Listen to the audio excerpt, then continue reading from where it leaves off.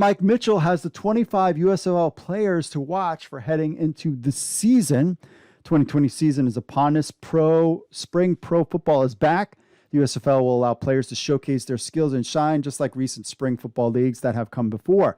The USFL will not only create an avenue for players to extend their pro careers, it can also serve as a launching point towards the NFL. That's what all these guys want to do. Case in point, over a dozen former AAF players currently on NFL teams, most notably players like Falcons All-Pro kicker Younghoe Koo, and Cleveland Browns running back Dearness Johnson, who had a monster game this past year. They both have stood out and become mainstays in the NFL 3 years after the AA Alliance last played in 2019.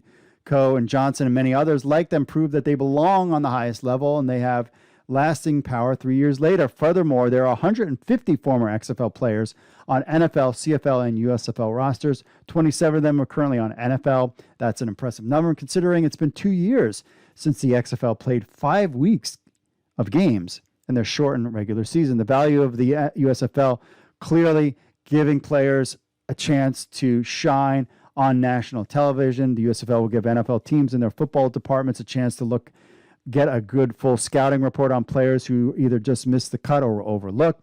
Playing time on national television on Fox and NBC and other outlets for 3 months plus will provide invaluable game film for these players and NFL scouts.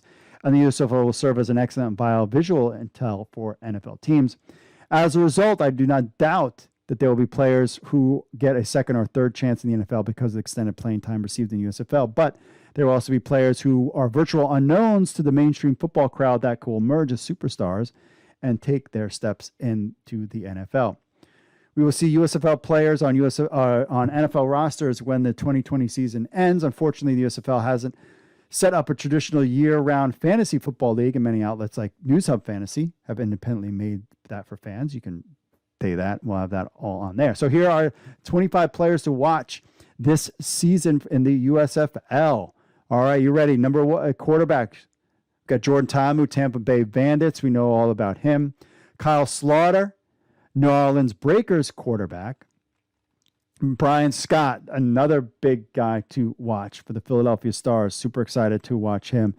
Give him a chance to shine. Darnell Holland of the Philadelphia Stars, fitting a TSL, another TSL guy in the same team with Brian Scott, multi-purpose back there. Mike Weber, New Jersey Generals running back. Generals have one of the deepest backfields with Mike Weber and veteran tailback Trey Williams and bruising runner Darius Victor on their staff. CJ Marbell, the Birmingham Stallions, drafted former Oregon Tony Brooks James ahead of Marbell in the USFL job. Marbell might be the most versatile to be difference maker as a runner and pass receiver in the Stallions backfield. BJ Edmonds, Tampa Bay Bandits. There you go. My team. Edmonds, the 24-year-old power back, has a unique playing journey in college and pros. 6', 200 bruising tailback, was a 4-star recruit landing with the Crimson Tide of Alabama before season-ending foot injury sidetracked his career. Transferred to Hudson Community College, then sat out for a year before playing for Florida Atlantic.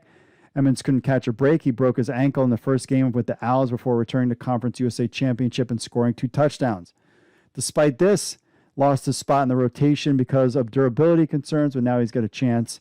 See what he does in the USFL. Madre London, Pittsburgh Maulers. This is the guy. They picked him up later. We've talked about him. Destroyed the ELF, European League of Football. Just destroyed, rushing for 200 yards a game. Cannot wait to see him in the Pittsburgh Maulers. I'm all about Madre. Wide receivers, Jeff Badette, Michigan Panthers, played in the XFL. Had some stints in NFL camps.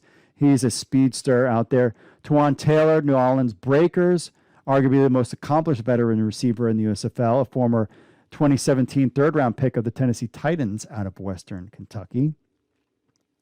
Jmon Moore, New Jersey Generals. TCU's Kevonte Turpin is getting a lot of attention based on his dynamic skill set as a returner and receiver, but Turpin's Generals teammates Jmon Moore might be more polished receiver of the two. We'll have to find out on game day. Derek Dillon, Tampa Bay Bandits. People love sleepers. Here's one. Former LSU speedster Derek Dillon, the player who ran a 4.29 at his school's pro day, has never fully realized his potential in college or since. Giants saw a lot in Dillon potential last year when they gave him a $15,000 signing bonus and guaranteed salary of $250,000 for the 2020 season. Surprising gesture for someone who caught only 51 passes for 634 yards and 4 touchdowns through his career. Maybe giving him a shot there. Tight end Daquan Hampton, Tampa Bay Bandits, because the league doesn't like. Unfortunately, because a league like the CFL doesn't incorporate traditional tight ends and their wide open offenses, alternative options for players who play the position are not available outside the NFL. The arrival of the USFL gives pro and college free agent tight ends an avenue to showcase their skill.